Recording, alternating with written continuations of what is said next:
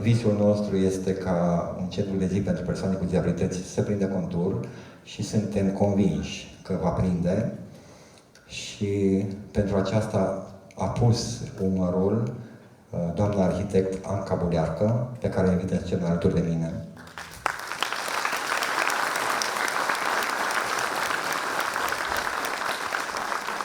Bine ai venit, Anca.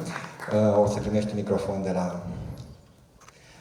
Bună seara și bine v-am găsit! Mă bucur să pot să fiu împreună cu dumneavoastră parte din acest lucru minunat.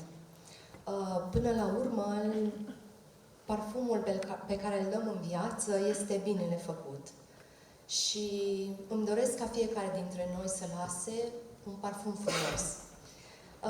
Mihai m-a rugat să vă prezint puțin stadiul proiectării, unde am ajuns și, în primul rând, când ne-am apucat de acest proiect, am dorit să creăm un centru pentru persoane cu dizabilități, un centru de zi, prietenos cu aceste persoane.